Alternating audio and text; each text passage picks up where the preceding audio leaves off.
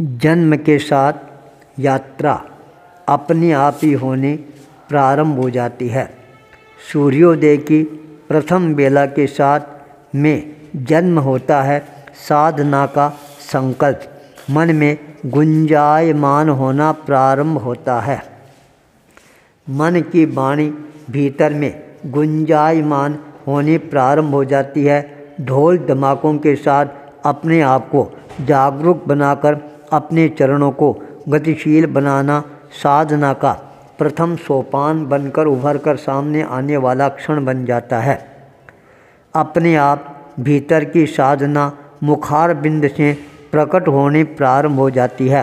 मैं अपने चरणों को उसी दिशा की ओर गतिशील बनाना प्रारंभ कर देता हूँ। मेरी साधना का सूर्योदय वह अपने आप ही होना प्रारंभ हो जाता है। 1 जनवरी 2016 आचार्य तुलसी की राजतिलक भूमि गंगापुर शहर, वहाँ से साधना के लिए आगे बढ़ते हुए चरण मेरे को समय समय पर अपने आप ही नया पथ है वह प्रदर्शित करता हुआ नज़र आना प्रारंभ हो जाता है। मेरी दृष्टि है बाहर के साथ भीतर की ओर गतिमान बननी प्रारंभ हो जाती है। आचार्य भिक्षु का प्रत्यक्ष और परोक्ष सहयोग अपने आप ही साधना के क्षेत्र में आगे बढ़ने के लिए मिलना प्रारंभ हो जाता है। मेरी साधना और ज़्यादा देदीप्यमान बनने वाली बन जाती है। आचार्य तुलसी की अंतर प्रेरणा और ज़्यादा मेरे को प्रेरित करने वाली बनती चली जाती है। मेरे जीवन के 46 वसंत लगभग पूरे होने वाले हैं। अंतिम चातुर्मास पंजाब होजरी नगरी लुधियाना शहर में चल रहा था। साधना का पथ मेरे लिए और ज़्यादा आलोकित बनता जा रहा था। जब मेरे को समय समय पर प्रोत्साहित करने वाले, सहयोग करने वाले व्यक्तियों का योगदान है वह मिलना प्रारंभ हो जाता है। जब व्यक्ति को योग मिलना प्रारंभ होता है तब अपने आप ही सहयोग मिलना वह भी प्रारंभ हो जाता है। जब मैं अपने चरणों को लुधियाना शहर से आगे के लिए गतिशील बनाकर रायकोट क्षेत्र में प्रवेश करता हूँ। दोपहर का समय जैन स्थानक में प्रयोग का प्रोग्राम संपन्न होने के पश्चात तेरापंथ भवन के प्रांगण में प्रवेश होता है। उसी समय एक चेहरा मेरे सामने आकर खड़ा हो जाता है। जो चेहरा 50 वर्षों से मेरे साथ हमेशा मेरे को चलता हुआ नज़र आ रहा था। मेरे बचपन काल का साथी अशोक कुमार गोलछा, हम साथ में बैरागी बने, साथ में आचार्य तुलसी के पास में संयम पथ पर आगे बढ़े और धीरे धीरे अपने जीवन को और ज़्यादा साधना के क्षेत्र में आगे बढ़ाने का प्रयास करना प्रारंभ कर देते हैं। अशोक कुमार गोलछा आज मुनि अरविंद कुमार के रूप में मेरे सामने आकर खड़े हो जाते हैं। एक बार मेरे को भी आश्चर्य होता है, यह अभी पंजाब में मेरे पास में कहाँ से आ गए हैं। मैंने प्रश्न भी किया, क्या बात है, इधर कैसे आना हो गया। उन्होंने मुस्कुराते हुए कहा, हम तो जंगल के राजा हैं, साधना करने वाले हैं, योगी हैं, घूमते रहते हैं। और जब मेरे को पता चला आप यहाँ पर विराजमान हैं तब मैं अपने आप को रोक नहीं पाया। आपके सानिध्य में पहुँचने का कार्यक्रम बना लिया। आज मैं आपके चरणों में पहुँच गया हूँ। मैंने सुना है अब आप साधना के पथ पर अपने आप को और ज़्यादा गतिशील बनाना चाहते हैं, क्या यह बात सत्य है। मैंने कहा, यह बात सत्य मानते हो। जो संकल्प मैंने एक बार कर लिया है वह संकल्प मेरे जीवन का आधार बिंदु बन जाता है। चाहे कुछ भी हो जाए, मैं अपने आप को कभी भी अपने संकल्प से पीछे हटाने का मोड़ने का प्रयास नहीं करता हूँ, अपितु और ज़्यादा अपने आप को संकल्पबद्ध बनाकर उस पथ पर आगे बढ़ना प्रारंभ कर देता हूँ। मैंने अपने चरणों को साधना के पथ पर आगे बढ़ा दिए हैं। मैंने अपनी मृत्यु की भी उद्घोषणा कर दी है। ये बात सुनकर एक बार वो सहम जाते हैं और कहते हैं, क्या बात है, मृत्यु की उद्घोषणा कर दी है? मैंने कहा, हाँ, मैंने मृत्यु की उद्घोषणा भरी परिषद में कर दी है। अब मेरे को मृत्यु का समय है वह बहुत ही निकट आता हुआ नज़र आ रहा है। वह आश्चर्य के साथ मेरी आंखों में देखना प्रारंभ कर देती हैं। मैंने कहा, देख क्या रही हो?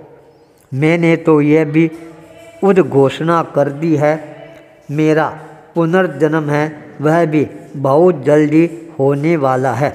उन्होंने आश्चर्य के साथ कहा, यह कैसे हो सकता है? मृत्यु और पुनर्जन्म, क्या यह सत्य है? मैंने कहा, बिल्कुल सत्य है, 100% सत्य है। उन्होंने पूछा, फिर आपकी मृत्यु है वह कब होगी? मैंने कहा, कब होगी? 11 मार्च से पहले पहले मेरी मृत्यु हो जाएगी। वह मेरी तरफ देखने लग जाती हैं। क्या 11 मार्च आपको मृत्यु की ओर प्रस्थान कर जाओगे? मैंने कहा, 11 मार्च तो एंड है, लास्ट है, उससे पहले भी कभी भी मेरी मृत्यु हो सकती है। बहुत जल्दी पुनर्जन्म है वह भी हो सकता है। उन्होंने और भी आश्चर्य के साथ पूछा, अरे आपकी मृत्यु कौन से गांव में कहाँ पर होगी? पुनर्जन्म है वह कब होगा? मैंने कहा, बहुत जल्दी तुम्हारे सामने आ जाएगा। मेरी बात उनके समझ में भी नहीं आ रही थी। तब मैंने उनको स्पष्टता के साथ में कहा, जिस दिन मैं अपने चरणों को साधना के पथ पर आगे बढ़ाना प्रारंभ कर दूंगा, उसी दिन, उसी समय, उसी क्षण मेरी मृत्यु है वह हो जाएगी। जब मैं 2 घंटे के बाद साधना करने के पश्चात वापस मूल स्वरूप में आऊँगा, तब मेरा पुनर्जन्म है वह भी हो जाएगा। यह रहस्य भरी उद्घोषणा सुनकर वह खिलखिलाकर हंसना प्रारंभ कर देती हैं। कहती हैं, यदि किसी से प्रेरणा लेनी हो तो वह आपसे ही लेनी चाहिए। कौन सी बात को किस तरह से घुमा फिराकर प्रस्तुत करना सामान्य व्यक्ति समझ ही नहीं सकता है। क्या बात है, कह रहे हैं, और लोग आश्चर्य भरी नज़रों से देखते ही रह जाते हैं। आपने जो अपनी योजना बनाई है वह वास्तव में बहुत ही ज़्यादा मेरे को प्रभावित करने वाली बन गई है। अब मैं इतनी ही मंगल कामना कर सकता हूँ, आप जल्दी से जल्दी मृत्यु को प्राप्त करवाएं, साथ में पुनर्जन्म लेकर साधना के पथ को और ज़्यादा प्रशस्त करना प्रारंभ करवा दें। 4 घंटे का उनका वहाँ पर रहना होता है। पुराने नए सारे खट्टे मीठे अनुभव संस्मरण है अपने आप ही सामने आने प्रारंभ हो जाते हैं। जाते जाते उन्होंने फिर मेरी साधना के प्रति मंगल कामना अभिव्यक्त की और कहा, मैं उस क्षण का इंतज़ार कर रहा हूँ जब आपकी मृत्यु हो, इसके पश्चात आपका पुनर्जन्म हो और आप अपने संयमित जीवन के साथ साधना के पथ पर अपने आप को गतिशील बनाना प्रारंभ कर देंगे। राय कोट की यह मंगल कामनाएं आगे जाकर 27 जनवरी 2022 11:55 पर श्री डूंगरगढ़ के प्रांगण में विजय मुहूर्त के समय अपने आप ही संपन्न हो जाती है, जब मेरे चरण साधना के पथ की ओर अग्रसर होने प्रारंभ हो जाते हैं। सारी दुनिया मेरे को साधना के पथ पर आगे बढ़ते हुए देखती रह जाती है। मैं अपने चरणों को गतिशील बनाना प्रारंभ कर देता हूँ। 2 घंटे के मंत्र शक्ति की साधना के अनुष्ठान के पश्चात जब मैं अपने रूम से बाहर आता हूँ, उस समय मेरे को लगता है मेरा अभी अभी पुनर्जन्म है ये हो गया है। अब मेरे को अपने जीवन में साधना को ही प्रमुख स्थान प्रदान करना है।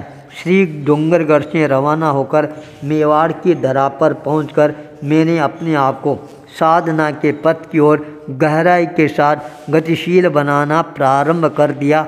मेरे चारों तरफ एक ही आवाज़ गुंजायमान होती हुई नजर आती है, साधना साधना साधना। आचार्य भूपेंद्र।